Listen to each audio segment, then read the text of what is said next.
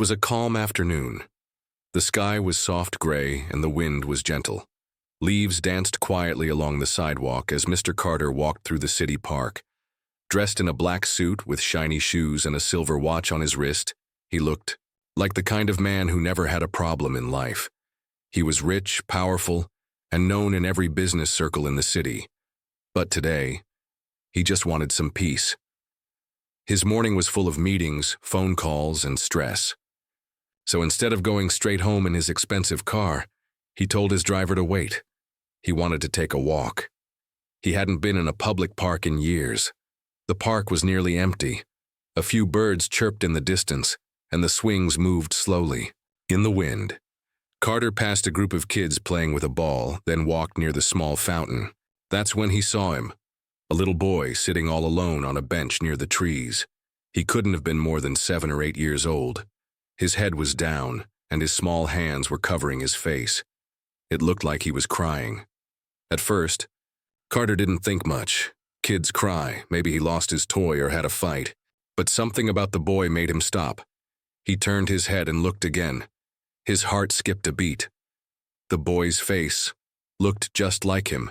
Same deep brown eyes, same short wavy hair, same nose, same little frown. And then, he saw it. Small birthmark under the boy's left eye, a birthmark Carter had when he was young. His heart began to race. His legs froze. It was like looking at a younger version of himself. Carter slowly stepped back behind a tree, peeking out like he was trying not to be seen. His thoughts were spinning. Who is this child? Why does he look exactly like me? Is this a joke? The boy wiped his face and looked up at the sky. His eyes were red. His lips trembled. It was a silent cry. Not the kind of loud crying kids do. This one felt deep, like he was used to crying alone. Carter couldn't walk away. He looked around the park. No adults were near the boy, no parents, no guardian, no stroller, nothing. The boy was completely alone. Carter's hand tightened around the handle of his briefcase. He took a deep breath and began to walk slowly toward the bench. Each step felt heavier than the last. His heart thumped in his chest. It wasn't just curiosity now. It was something else. Something pulling him toward the boy. As he got closer, the boy didn't notice him. He was still looking down, wiping away tears with the sleeve of his little jacket. Carter stood just a few steps away, looking at the child carefully. Now, up close, it was even clearer. The boy's ears, his eyebrows, even the little dent in his chin. It was all the same as Carter's when he was that age. It was like looking at an old photograph come to life. He whispered to himself, "Who is this boy?" His voice shook. He couldn't explain it, but something inside him whispered, "You're connected. You need to know more." He took a gentle step forward and cleared his throat, not wanting to scare the child.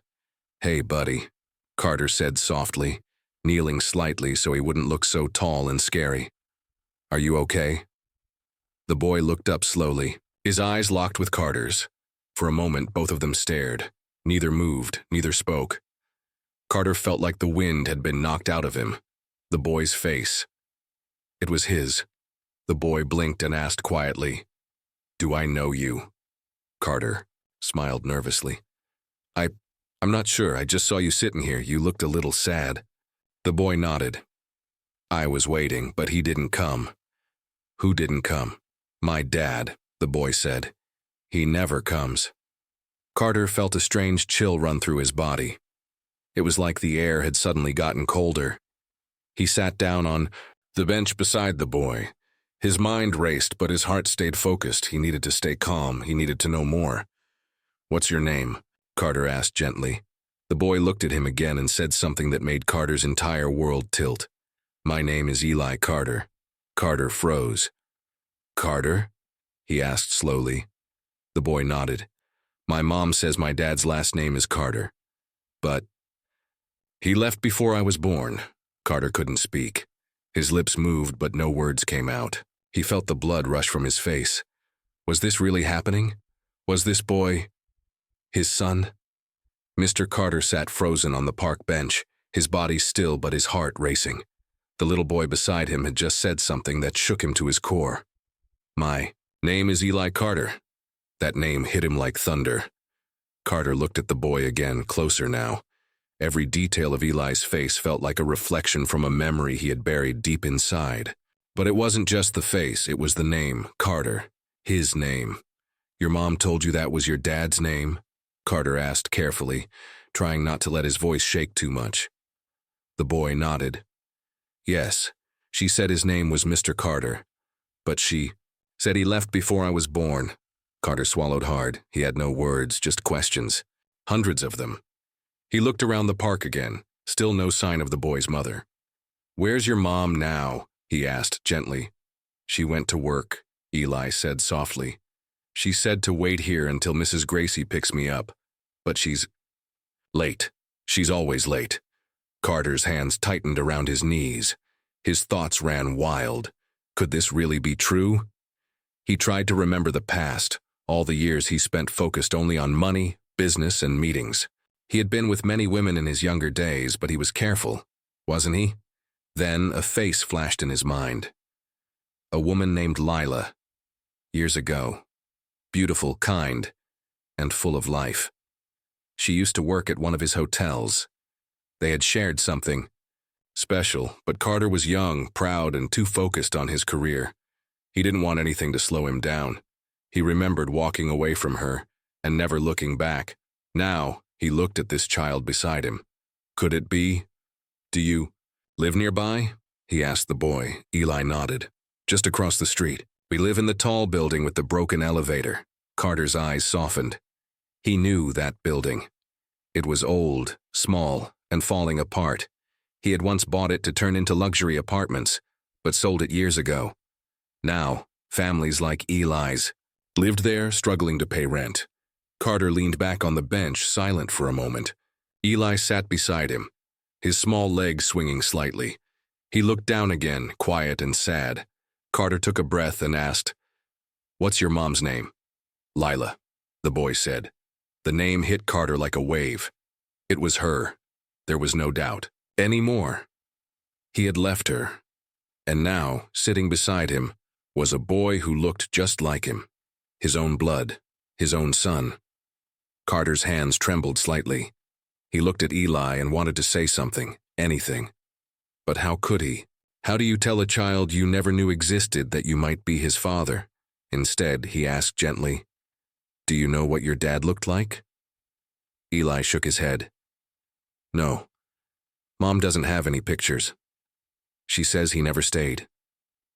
Those words felt like a knife in Carter's chest. "I used to ask her all the time," Eli added, "but she would cry when I asked, so I stopped." Carter lowered his eyes. Guilt wrapped around his heart like chains.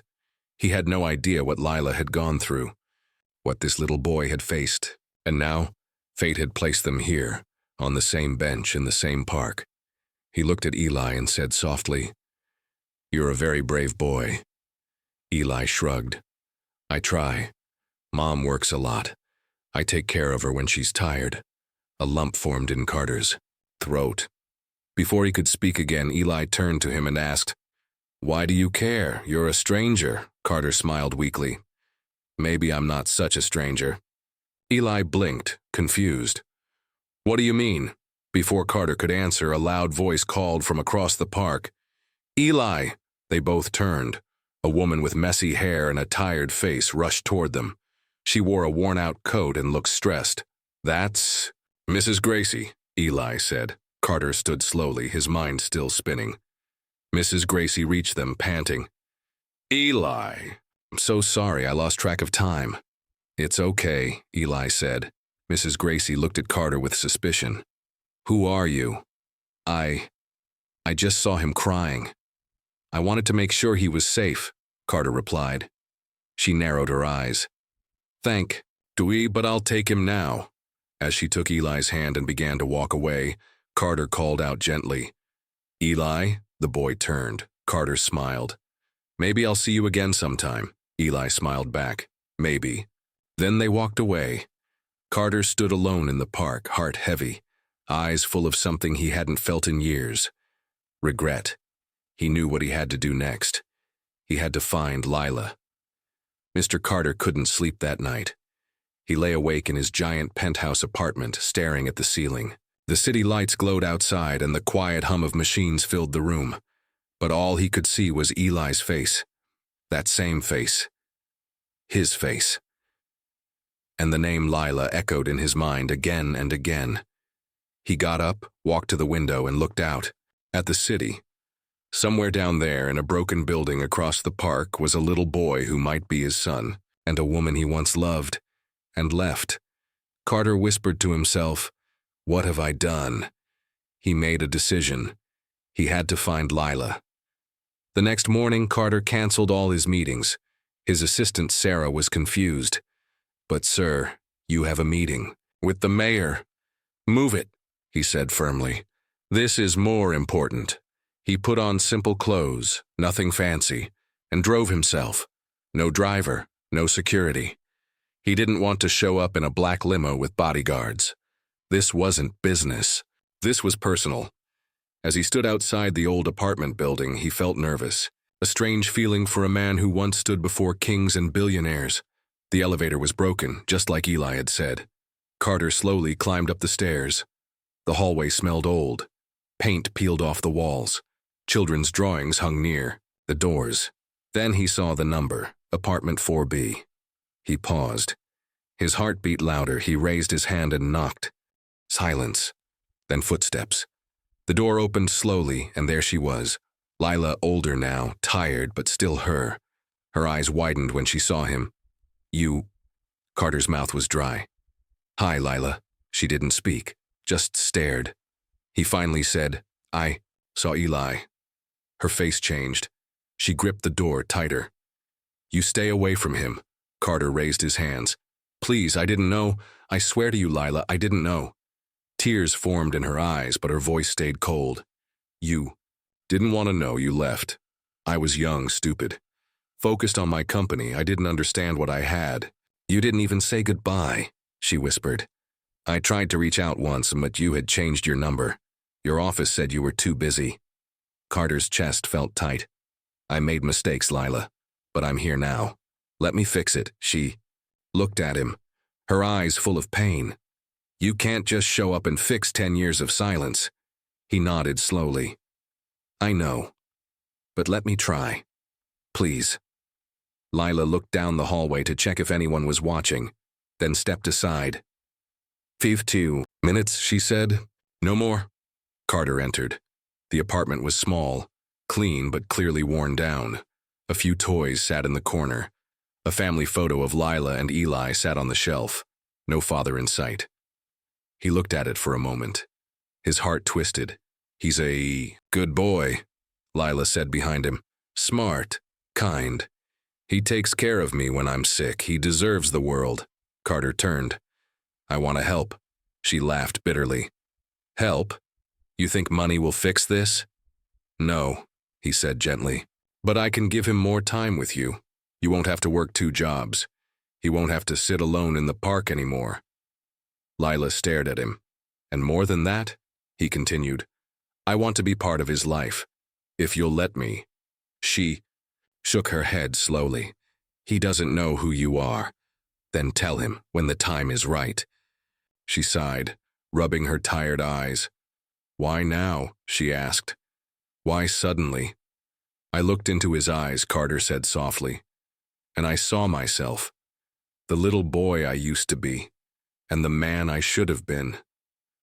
Lila sat down, overwhelmed. Then a key turned in the door. It opened. Eli stepped in. He froze when he saw Carter. "Mom?" he said, confused. Lila looked at Carter, then at Eli. "Eli," she said carefully. "This is Mr. Carter." He wanted to say hello. Eli smiled a little. "You're the man from the park," Carter smiled back. "Hey, champ." Eli looked around, sensing the tension in the room. "You okay, Mom?" Lila nodded, holding back tears. "Yes, baby. We're okay." Carter looked at them both and took a deep breath. "I'd like to come back. Maybe take you both to lunch one day, if that's all right." Eli looked up at his mom. She paused, then gave a soft nod. Maybe, she said. Carter smiled, full of hope. As he stepped out the door, Lila called out softly. Wait. He turned. She looked at him, serious but calm. Is he really yours? Carter looked into her eyes and answered simply, Yes, I believe he is. The next day, Mr. Carter waited near the park again. He sat on the same bench where he first saw Eli. This time, he wasn't watching from far away. He was waiting. And finally, he saw him. Eli, holding a small lunchbox, walking slowly with his shoulders down. He looked surprised when he spotted Carter sitting there. The boy stopped unsure. Carter gave a small wave and smiled. Eli walked over, quiet. You came back. I said I would, Carter replied gently. I never break promises, not anymore. They sat in silence for a moment. Carter looked at the trees. This park used to be different when I was a kid. Eli looked up, curious. You played here too? Carter nodded. Yeah, right on that swing. I used to run around barefoot and chase pigeons. Eli smiled just a little. I do that too. Carter laughed. Then I guess we really are alike. They sat together for a while, watching squirrels race through the grass. Carter pulled something from his coat. A small model airplane. I used to love building these when I was your age. Want it? Eli's eyes lit up. He nodded quickly and took it in his small hands. Thanks, he whispered. Carter leaned back, watching the boy. So, you like airplanes? Eli nodded. And robots. And space. I want to be a scientist. That's a big dream. Eli shrugged. Mom says I can be anything if I work hard. Carter smiled. She's right, she's a very smart woman. Eli looked down. She works too much. She's always tired. Carter's heart ached. He looked away for a second. Want to help her? Eli added. But I'm just a kid. Carter looked at him carefully.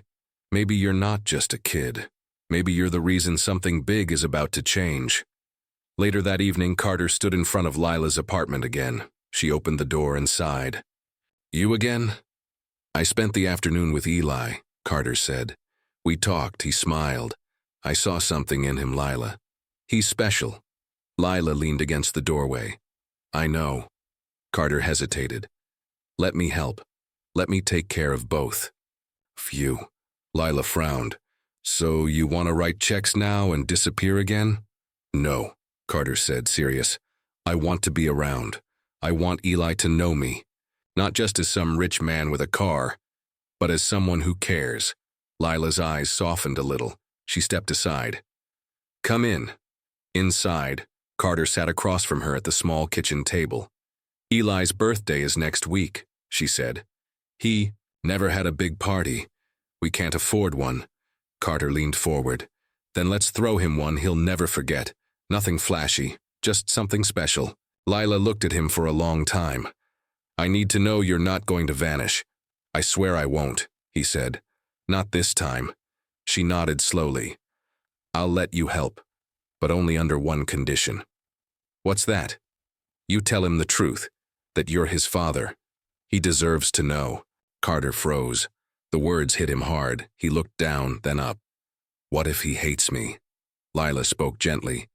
Then you earn his trust, slowly, the same way you lost it. Carter took a deep breath. Okay, I'll do it. Suddenly, they heard the door creak open. It was Eli. He had heard everything. He stepped into the room slowly. Is it true?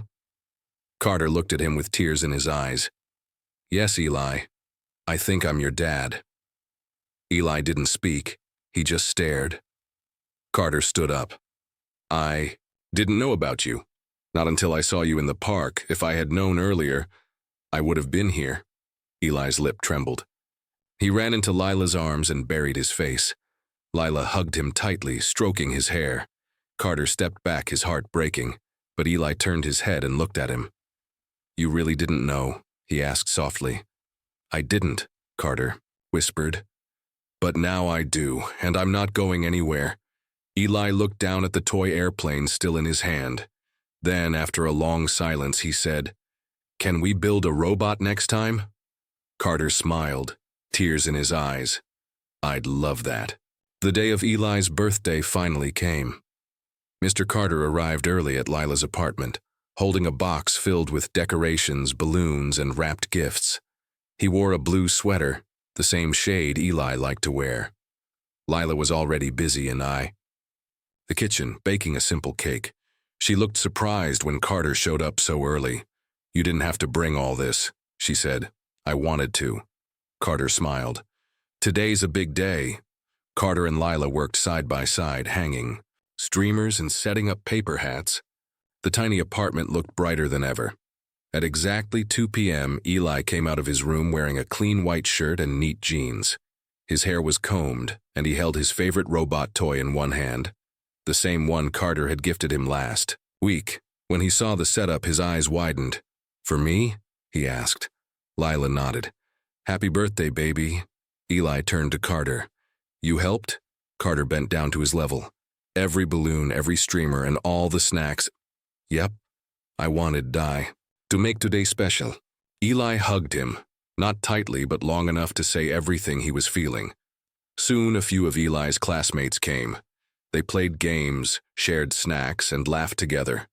Lila brought out the cake with 7 candles on it. Everyone sang. Eli looked around the room, his smile bigger than ever. For the first time in a long time, he felt seen, loved. Carter watched quietly from the side, his chest full of pride and emotion. This wasn't a mansion or a grand party, but it was perfect. After the guests left and the cake was eaten, Carter took Eli aside. "I have one more gift for you," he said. Eli's eyes lit up. "Really?" Carter handed him a small box. Inside was a necklace, a silver chain with a tiny robot-shaped charm. Eli stared at it. "Cool." Carter helped him put it on. "That robot," Carter said, "reminds of you. Strong, smart, and one of a kind." Eli touched the charm, smiling. Then he asked, "So, are you really my dad now?" Carter bent down. "I've always been. I just didn't know it, but now that I do, I'm never leaving again." Eli looked unsure. "Are you going to live with us?" Before Carter could answer, Lila stepped in. "Not yet," she said carefully. "But he's going to be around. He's going to visit, call, and come to your school events." Eli nodded slowly. "I think I like that," he said. But just when the night felt perfect, there was a knock on the door. Lila frowned. "I wasn't expecting anyone." She opened the door and froze. Standing there was a tall man in a black coat with a cold look in his eyes. "Lila," he said. "It's been a long time." Eli peeked from behind the couch. Carter stood up, instantly alert. "Who are you?" The man walked in uninvited. "I'm Derek," he said flatly.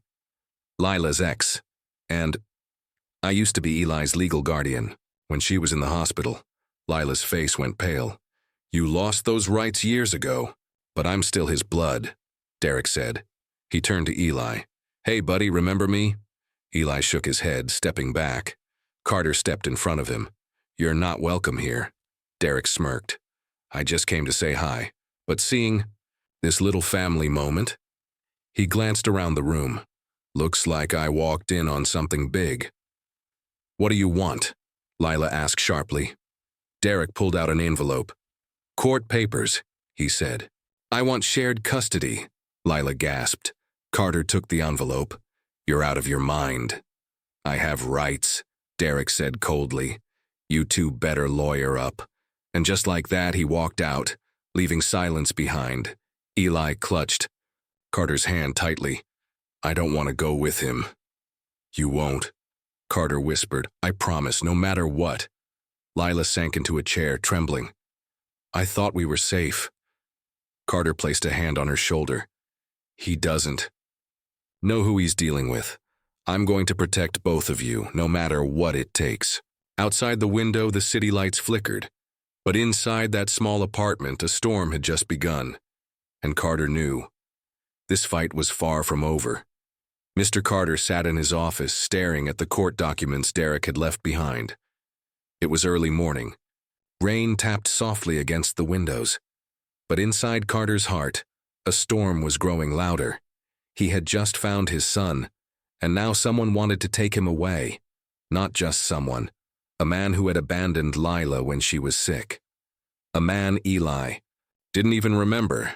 Carter knew one thing clearly now. He wasn't going to lose his son. That same day, Carter called in his legal team. Not just any lawyers, but the top family law experts in the country. "This is personal," he said. "I don't care what it costs. I want full custody of my son. No delays." His lawyer, Ms. Patel, nodded. "Then we fight." Meanwhile, Derek was busy spreading lies. He told people Carter had bought his way into Eli's life.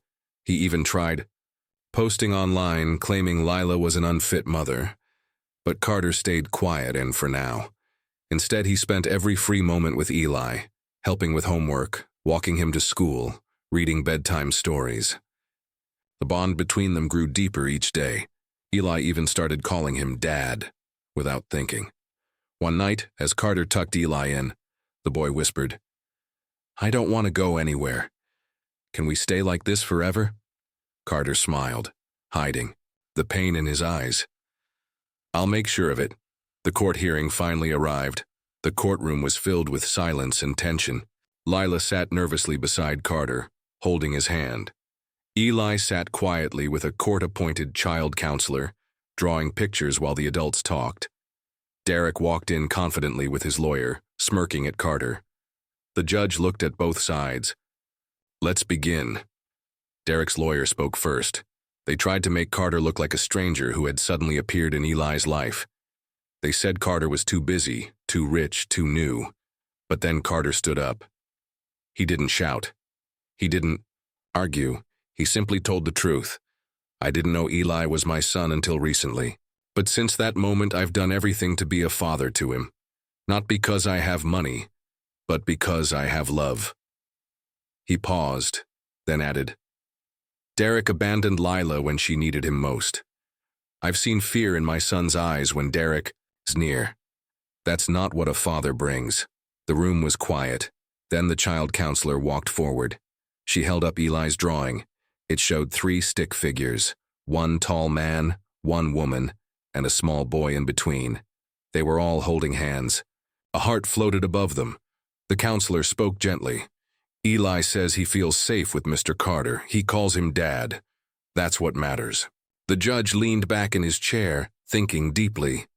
Finally, he spoke. "This court grants full custody to Lila and Mr. Carter. Derek, you have no parental rights moving forward." Derek stood up, furious. "You can't do this. He's my blood." The judge replied firmly. "Blood doesn't make someone a parent. Love does. And you lost that chance a long time ago." Derek stormed out of the courtroom. Carter breathed out, slow, steady, as if the weight of 100 bricks had just been lifted. Outside the courthouse, the sun was shining. Eli ran into Carter's arms. "We won?" he asked. Carter picked him up, holding him close. "Yes, son, we won." Lila stood beside them, eyes full of tears and joy. Their small family, built through pain and truth, had finally found peace. That night, they had dinner together at Carter's place. Spaghetti, Eli's favorite. After dinner, Carter placed a new photo on the shelf, the 3 of them smiling in front of the courthouse. Under it, a simple note.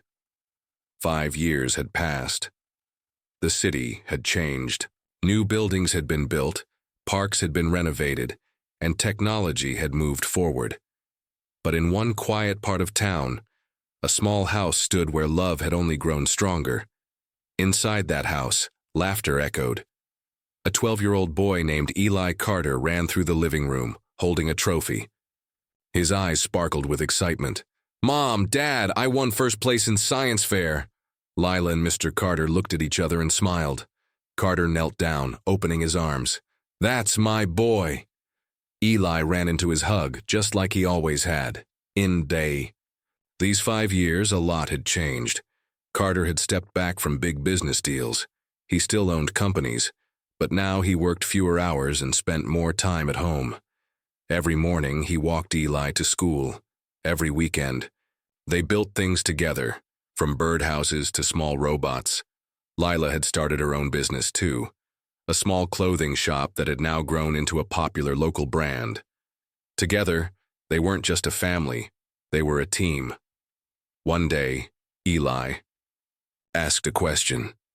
"Dad, do you think I was meant to meet you that day in the park?" Carter looked at him, eyes soft. "No," he said. "I don't think it was chance." He touched the birthmark on Eli's cheek, the same one he had.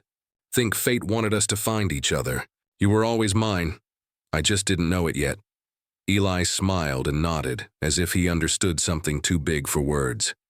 Sometimes, when Carter walked through the same park where it all started, he would stop at the bench, the same old bench, where he first saw Eli crying alone.